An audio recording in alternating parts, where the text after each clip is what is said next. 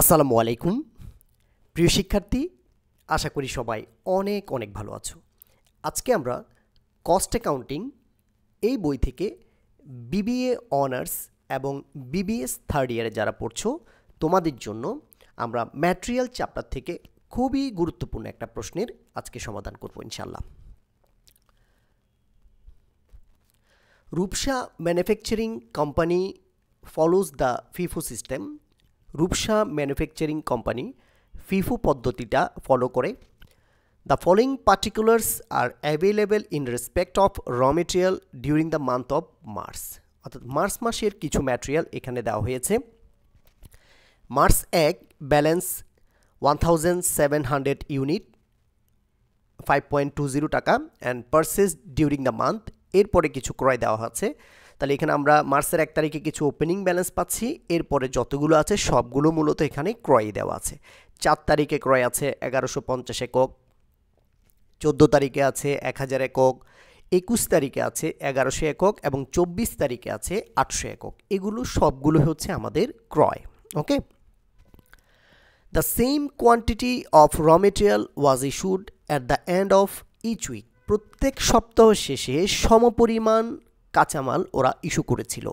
তাহলে প্রতি সপ্তাহে শেষে ওরা সমপরিমাণ কাঁচামাল ইস্যু করে। তার অর্থ হচ্ছে প্রত্যেক সপ্তাহ শেষে ইস্যু করবে এবং ইস্যুর এককটা সমান থাকবে। Okay, the first issue during the month was made on 2 March. প্রথম ইস্যুটা হয়েছে মার্চ মাসের 2 তারিখে।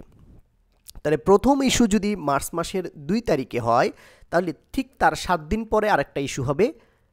এভাবে আমরা 7 দিন যোগ করে করে আমরা প্রত্যেকটা সপ্তাহের ইস্যুটা নির্ণয় করে নিব, ইস্যুর ডেটটা আমরা নির্ণয় করব। The stock on hand at the end of the month was taka 1500 unit. অর্থাৎ এই মাস শেষে ওদের হাতে আছে 1500 একক, যেটাকে আমরা বলছি ক্লোজিং স্টক। হাতে আছে 1500 একক। There was no loss in storage. স্টোরেজে বা কোনো ক্ষতি নেই। Prepare store ledger account. এখানে একটা মাল খতিয়ান করার জন্য বলেছে। আমরা কোন নিয়মে করব? প্রশ্নের উপরেই বলা আছে ফিফো সিস্টেম। তাহলে ফিফো মেথডে আমরা কি করব? একটা স্টোর লেজার অ্যাকাউন্ট তৈরি করব। তো এই প্রশ্নে আমরা দেখছি ওপেনিং ব্যালেন্স আছে এবং পারচেজ আছে, বাট ইস্যু কতটুকু পূর্ণ এটা কিন্তু দেওয়া নেই। এবং ইস্যুর ডেটগুলো বলা আছে এখানে, কখন ইস্যুটা হবে এবং কয় তারিখ থেকে ইস্যুটা শুরু হবে, এভাবে ডেটটা দেওয়া আছে। এই ডেটের উপর নির্ভর করে আমরা মূলত ইস্যু কত একক সেটা আমরা বের করে নিব। তো এটার জন্য আমাদের একটা নোটের প্রয়োজন আছে, আমরা নোট করব। প্রথম নোটটা হবে আমাদের note 1, number of issue of the month. এই মাসে কয়বার ওরা ইস্যু করেছে এটা আমাদের লাগবে। এটার জন্য আমরা প্রথমে প্রশ্নে বলেছে মার্চের 2 তারিখে প্রথম ইস্যুটা করে, তাহলে আমরা প্রথমে লিখলাম মার্চের 2 তারিখ। এরপরে বলেছে প্রতি সপ্তাহে শেষে ওরা ইস্যু করে। তাহলে 2 তারিখ যদি প্রথম ইস্যু হয়, ঠিক তার সাথে আমরা 7 যোগ করে পরবর্তী ইস্যুর ডেটটা নির্ণয় করব। তাহলে 2 এর সাথে আমরা 7 যোগ করলে পাচ্ছি 9। তাহলে 9 তারিখে আরেকটা ইস্যু করেছে। 9 এর সাথে আমরা 7 যোগ করে আরেকটা ইস্যু পাবো, সেটা হচ্ছে 16 তারিখ। 16 সাথে আমরা 7 যোগ করে পাবো 23 তারিখ। 23-এর সাথে আমরা 7 যোগ করে আমরা পাবো 30 তারিখ। 30-এর পরে আর যাওয়া যাবে না, কারণ মার্চ মাস হচ্ছে 31 তারিখ পর্যন্ত, এরপরে আর ইস্যু করা যাবে না। তাহলে এইখানে আমরা দেখছি 2 তারিখ, 9 তারিখ, 16 তারিখ, 23 তারিখ, 30 তারিখ, এভাবে তারা 5 বার এই মাসে ইস্যু করেছে। তার মানে number of issue of the month এই মাসে ইস্যু করেছে ওরা 5 টাইমস। ওরা 5 বার ইস্যু করেছে। ঠিক আছে, তাহলে এই ডেটগুলো যোগ করে আমরা বের করে নিলাম কয়বার ইস্যু করেছে। তারপরে নোটটা আমাদের করতে হবে ইস্যুড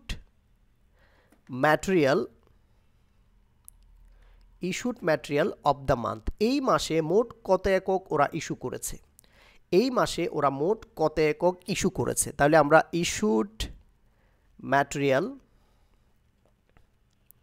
আমরা ইউনিট বের করব।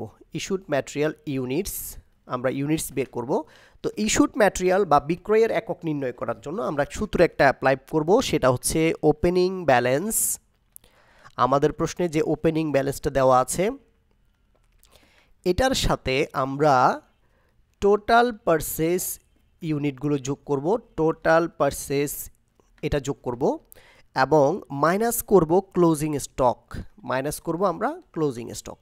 ওকে, তাহলে ওপেনিং ব্যালেন্স আমাদের প্রশ্নে কত ছিল আমরা এটা দেখে লিখব, টোটাল পারচেস আমাদের প্রশ্নে পারচেস কয়টা আছে এগুলো লিখব এবং ক্লোজিং স্টক কত আছে এটা লিখব।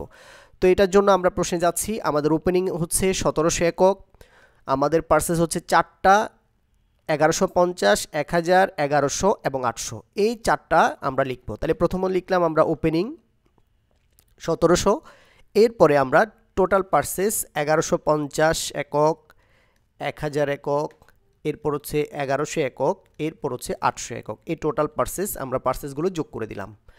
এরপরে আমাদের প্রয়োজন হচ্ছে closing stock, the stock on hand at the end of the month, বলেছে মাস শেষে 1500 একক হাতে আছে, তাহলে আমাদের ক্লোজিং স্টক হচ্ছে আমাদের 1500। ওকে, এই ক্লোজিং স্টক আমরা 1500 বিয়োগ করব। তাহলে আমরা 1700 এবং এই টোটাল পারচেসগুলো একটু যোগ করে দেখব। তাহলে 1700 এবং টোটাল পারচেসগুলো যদি যোগ করি আমরা, প্রথমে 1700, এরপর হচ্ছে 1150, এরপর হচ্ছে 1000, এরপর হচ্ছে 1100, এরপর হচ্ছে আমাদের 800, তাহলে এগুলো যোগ করে আমরা পেয়েছি 5750। এখান থেকে আমরা মাইনাস করব 1500 একক, তাহলে এখান থেকে আমরা 1500 একক যদি মাইনাস করি তাহলে আমাদের টোটাল ইস্যুড থাকে 4250 একক। এটা হচ্ছে পুরো মাসে ওরা 4250 একক পণ্য বিক্রয় করেছে। এখন আমাদের তো ডেট বলা আছে 2 তারিখে একটা ইস্যু হবে, 9 তারিখে হবে, 16 তারিখে হবে, 23 তারিখে হবে, 30 তারিখে হবে, তার মানে প্রতি সপ্তাহে সপ্তাহে ইস্যু হবে। এই জন্য আমাদের প্রয়োজন হচ্ছে উইকলি ইস্যু। তাহলে 3 নাম্বার যে নোটটা হবে সেটা হচ্ছে উইকলি ইস্যু, উইকলি ইস্যু অথবা ইস্যু পার উইক, এটাও আমরা লিখতে পারি ইস্যু পার উইক বা উইকলি ইস্যু ইউনিট। আমরা ইউনিট বের করব, উইকলি ইস্যু ইউনিট। এটার জন্য এই মাসে মোট কত একক ইস্যু করেছে সেটা লিখব উপরে 4250, আর এই মাসে কয়বার ইস্যু করেছে 5 বার। তাহলে 4250কে যদি আমরা 5 দ্বারা ভাগ করি তাহলে 850 একক ওরা মোট ইস্যু করেছে, 850 একক মোট ইস্যু করেছে পার উইকে, মানে 2 তারিখে 850, 9 তারিখে 850, 16 তারিখে 850, 23 তারিখে 850 এবং 30 তারিখে 850। কারণ প্রশ্নে বলেছে same quantity of raw material was issued, এটা প্রশ্নে ডিরেক্ট বলে দিয়েছে সমপরিমাণ কাঁচামাল ওরা ইস্যু করে, এই যে the same quantity of raw material was issued. এই জন্য আমরা যদি একটা সপ্তাহের ইস্যু বের করতে পারি তাহলে এই ইস্যুটা সব জায়গায় আমরা ইউজ করব। ওকে, এই 3টা নোট আমাদের জন্য খুবই গুরুত্বপূর্ণ। তাহলে আমরা প্রথমে number of issue of the month বের করলাম, এরপরে ইস্যুড ম্যাটেরিয়াল ইউনিট, এটা মাসে কত একক ইস্যু করবে সেটা বের করলাম, এরপরে আমরা উইকলি ইস্যু বের করে নিলাম, 850 একক আমাদের হচ্ছে পার উইকে ইস্যু করবে। এবার আমরা আমাদের অঙ্কে চলে যাব। তা আমাদের অঙ্কে বলেছে ফিফো মেথডে অঙ্ক করার জন্য, তো সেটার জন্য আমরা একটা ঘর তৈরি করলাম। আমরা ঘরের উপরে বাম পাশে দিয়েছি ম্যাটেরিয়াল, এরপরে বিন নাম্বার, এরপর হচ্ছে লোকেশান, এরপরে স্টোরেজের অ্যাকাউন্ট আন্ডার ফিফো মেথড, এরপরে আমরা ডান পাশে দিয়েছি ম্যাক্সিমাম লেভেল, মিনিমাম এবং রিঅর্ডার লেভেল। এগুলো হচ্ছে অঙ্কের ফরম্যাট, এগুলো আমাদেরকে লিখতে হবে। এরপরে আমরা একটা ঘর করে নিয়েছি, ডেট দিয়েছি, ডেটের পরে চাইলে আমরা একটা পার্টিকুলার ইউজ করতে পারি আমাদের অঙ্কে ক্রয় বিক্রয় বা সেলস পারচেস এগুলো লেখার জন্য, লিখলে ভালো, না লিখলেও কোনো অসুবিধা নেই। এরপর আমরা একটা ঘর করেছি রিসিপ্টের জন্য, এখানে আমরা যত পণ্য ক্রয় করব সবগুলো রিসিপ্টে বসাবো, এরপরে যত পণ্য আমরা ইস্যু করব সেখানে আমরা ইস্যুড বসাবো, আর এরপর হচ্ছে পারচেস এবং সেলসের হিসাব নিকাশ করে আমরা ব্যালেন্সে বসাবো। তাহলে রিসিপ্টে আমরা 3টা টাকার কলাম করেছি, ইউনিট রেট অ্যামাউন্ট, আর ইস্যুতেও সেম ইউনিট রেট অ্যামাউন্ট, ব্যালেন্সও সেম ইউনিট রেট অ্যামাউন্ট, এভাবে আমরা ঘরটা করে নিয়েছি। তো এখন থেকে আমরা একটা জিনিস, সেটা হচ্ছে আমাদের অঙ্কে অনেকগুলো কিন্তু ডেট বের হয়েছে। আমাদের অঙ্কে ওপেনিং ব্যালেন্সের একটা ডেট আছে, পারচেসের অনেকগুলো ডেট আছে, ইস্যুডের আবার অনেকগুলো ডেট আছে। এই ডেটগুলোকে প্রথম হচ্ছে আমরা সিরিয়াল করে লিখতে হবে, ঠিক আছে? সিরিয়াল যদি ভুল হয় আমার অঙ্কটা ভুল হবে। তো এই জন্য প্রথম কাজ হচ্ছে আমরা ঘরটা করে আগের ডেটটা বসাই দিব, একটা স্পেস রেখে রেখে 2 লাইন লিখতে পারবো এরকম জায়গায় রেখে রেখে কী করব আমরা ডেটগুলো বসাই দিব। তা আমি ডেটগুলো এখানে দেখাচ্ছি। প্রথমে আমাদের ওপেনিং ব্যালেন্স হচ্ছে 1 তারিখ হচ্ছে আমাদের ওপেনিং ব্যালেন্স, 2 তারিখে ওরা একটা প্রথম ইস্যু করেছে, এরপর আছে 4 তারিখ, 4-এর পরে হচ্ছে আমাদের এখানে 9 তারিখে ওরা একটা ইস্যু করেছে, এরপরে 9-এর পরে হচ্ছে 14, 14-এর পরে 16 তারিখে একটা ইস্যু করেছে, 16-র পরে হচ্ছে আমরা পাচ্ছি এখানে 21, 21-এর পরে 23 তারিখে ওরা একটা ইস্যু করেছে, এরপর হচ্ছে 24, 24-এর পরে 30 তারিখে একটা ইস্যু করেছে, এরপর হচ্ছে আমাদের ক্লোজিং স্টক হবে এই মাসের শেষ তারিখ 31 তারিখ। এগুলো হচ্ছে আমাদের একটা সিরিয়াল ডেট। এভাবে ডেটগুলো আমরা টেবিলে বসাবো। তাহলে 1, 2, 4, 9, 14, 16, 21, 23, 24, 30, 31। এভাবে যদি আমরা সিরিয়ালটা বসাই দিই তাহলে আমার অঙ্কটা আশা করি ভুল হবে না। তাহলে এই সিরিয়াল মোতাবেক আমরা এখন অঙ্কটা করব। প্রথম হচ্ছে আমাদের ওপেনিং ব্যালেন্স 1 তারিখ। তাহলে ওপেনিং ব্যালেন্স হচ্ছে 1700 একক 5 টাকা 20 পয়সা করে। তাহলে মার্চের 1 তারিখে আমরা ডেটে লিখলাম, এই ওপেনিং ব্যালেন্সটা সরাসরি আমরা ব্যালেন্সের ঘরে চলে যাব, লিখব ইউনিটের ঘরে 1700 একক, তার রেট হচ্ছে 5 টাকা 20 পয়সা, এই দুইটা গুণ করে আমরা পাচ্ছি 8840 টাকা। এটা হচ্ছে আমাদের ওপেনিং ব্যালেন্স, আমরা ব্যালেন্সের ঘরে লিখে দিলাম। একের পরে দরকার হচ্ছে আমাদের 2 তারিখ। তো আমরা 2 তারিখের জন্য কিছু নোট করেছিলাম সমপরিমাণ কাঁচামাল ওরা ইস্যু করে। তাহলে প্রতি সপ্তাহে ওরা ইস্যু করে কত একক?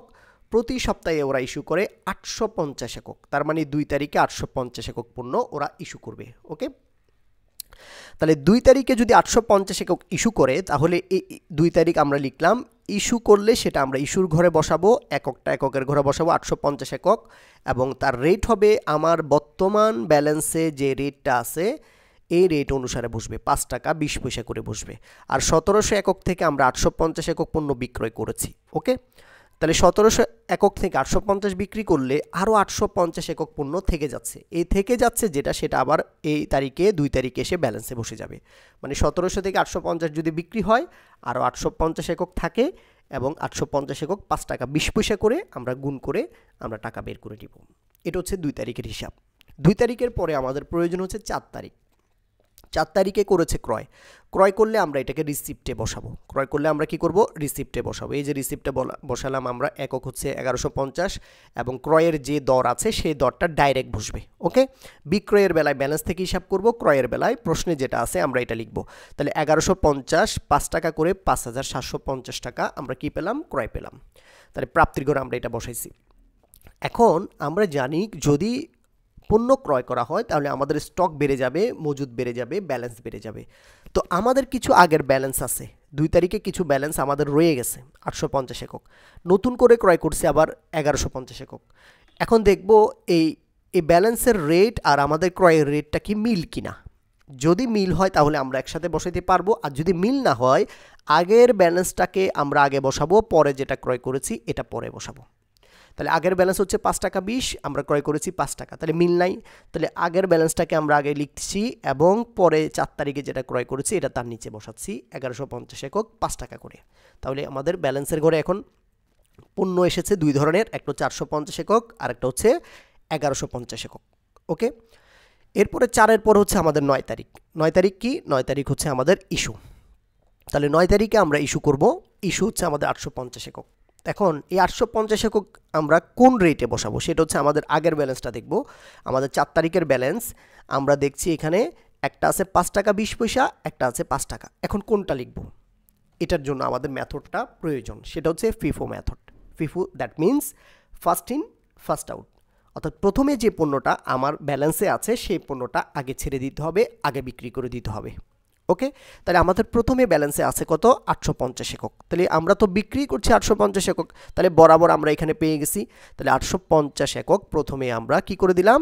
বিক্রয় করে দিলাম। তাহলে 850 একক বিক্রি করলাম, তার রেট কত? ব্যালেন্সে দেখব তার রেট হচ্ছে 5 টাকা 20 পয়সা। এই 5 টাকা 20 পয়সা করে পণ্য আমরা বিক্রি করলাম, 4420 টাকা পাইছি। এখন আমরা 850 থেকে 850-এ বিক্রি করে ফেলছি, কিন্তু 1150 তো আমরা বিক্রি করি নাই। এই পণ্যটা আমার রয়ে গেছে, এই পণ্যটা সরাসরি ব্যালেন্সে বসে যাবে।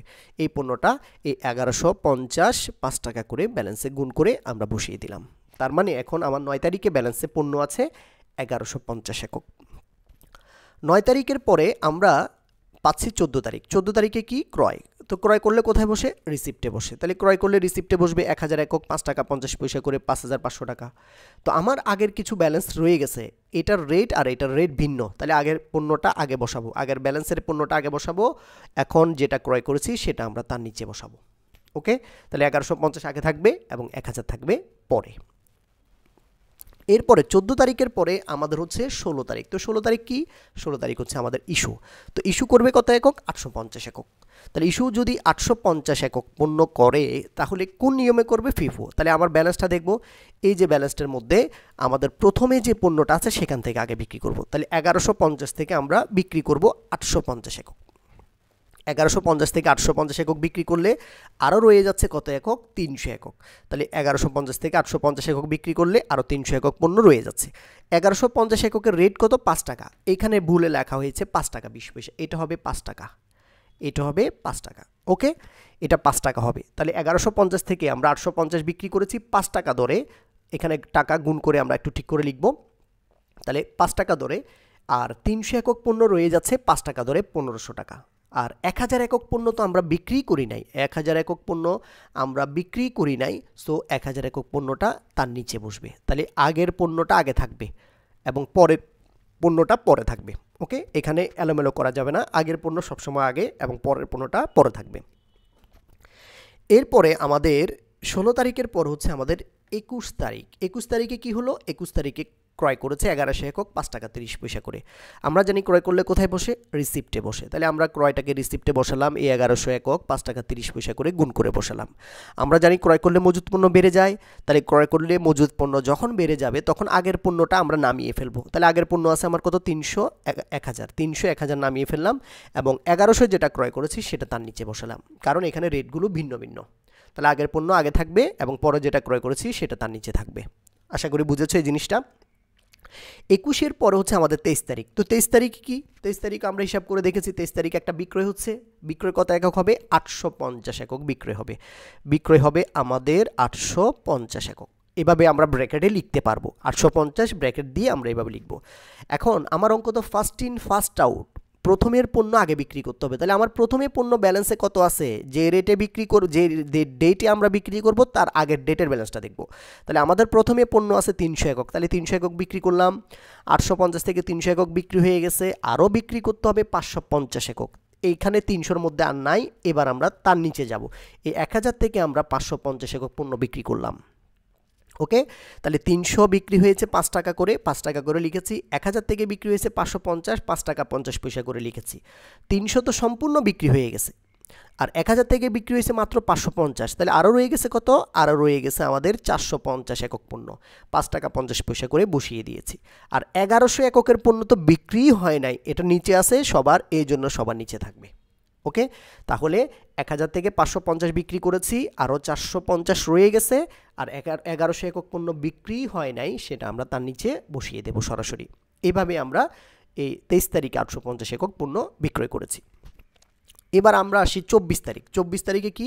আবার ক্রয় করেছে 800 একক 5 টাকা 40 পয়সা করে। আমরা জানি ক্রয় করলে কোথায় বসে? রিসিপ্টে বসে। তাহলে রিসিপ্টে আমরা 800 একক 5 টাকা 40 পয়সা করে বসিয়ে দিলাম। আমরা জানি ক্রয় করলে মজুত পণ্য বেড়ে যায়, তাহলে আগের ব্যালেন্সগুলো যেগুলো রয়ে গেছে সেগুলো নামাবো। তাহলে আমাদের আগের ব্যালেন্স আছে কত? 450 একক, এটা নামাবো।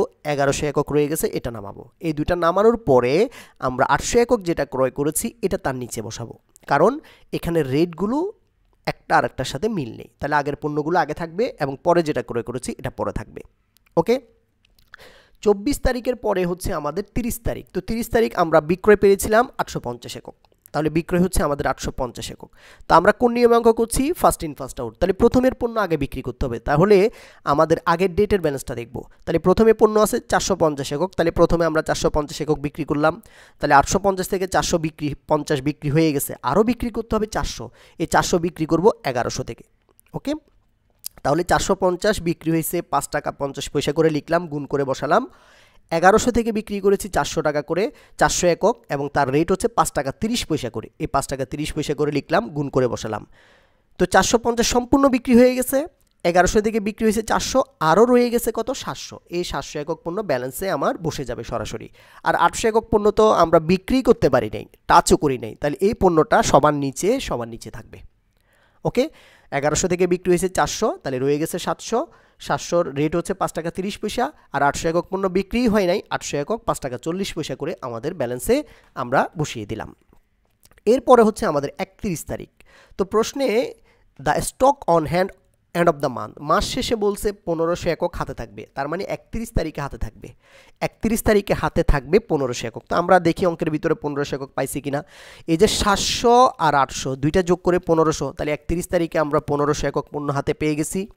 এখানে দর আমাদের বসানোর দরকার নেই, শুধু টাকাগুলো যোগ করে বসাবো, এটা আর এটা যোগ করে আমরা 8030 টাকা পাচ্ছি। শুধু একক এবং টাকাটা লিখলে আমার অঙ্কটা হয়ে যাবে। তাহলে এইভাবে আমরা এই 1500 একক পণ্য সমাপনীতে আমরা পেয়েছি। তো এই প্রশ্নটা খুবই গুরুত্বপূর্ণ, কারণ এই প্রশ্নের ভিতরে কোনো জায়গায় বিক্রয়ের এককটা নেই, শুধুমাত্র বলেছে প্রতি সপ্তাহে শেষে বিক্রয় হবে এবং প্রথম বিক্রয়টা হবে মার্চের 2 তারিখে, আর প্রশ্নে দেওয়া আছে সমাপনী মজুদের একক। এই 3টা বা 4টা জিনিস দিয়ে আমরা মূলত বিক্রয় এককটা নির্ণয় করেছি। আমাদের নোটের মাধ্যমে আমরা দেখাইছি, আমরা number of issue of the month বের করেছি 5 টাইমস, এরপরে issue material of the month, এই মাসে কতটুকু ইস্যু করেছে 4250, এবং ইস্যু পার উইক বা উইকলি ইস্যু আমাদের প্রতি সপ্তাহে কত একক ইস্যু করবে, আমাদের মাসে যা ইস্যু হয়েছে সেটাকে আমরা কয়বার ইস্যু করব সেটা দিয়ে ভাগ করলে আমরা পেয়ে যাচ্ছি 850 একক প্রতি সপ্তাহে ওরা ইস্যু করবে। এরপরে আমরা আমাদের অঙ্কের বরাবর আগের নিয়মে আমরা করে গিয়েছি। আমরা এখানে প্রথমে ওপেনিং ব্যালেন্সটা বসিয়েছি, এরপরে আমরা সিরিয়াল করে ডেটগুলো মাস্ট বি সিরিয়াল থাকতে হবে, ঠিক আছে। ডেট যদি একটু আগে পরে হয় তাহলে আমার অঙ্কটা হচ্ছে না, কারণ সিরিয়াল ব্রেক হয়ে গেলে আমার পণ্যটা উলটপালট হয়ে যাবে। তো আশা করি বুঝেছো জিনিসটা, খুবই গুরুত্বপূর্ণ একটা প্রশ্ন, পরীক্ষা আসার মতো, তোমরা দেখবা এই ধরনের প্রশ্নগুলো। তো ধন্যবাদ সাথে থাকার জন্য। আসসালামু আলাইকুম ওয়া রাহমাতুল্লাহ।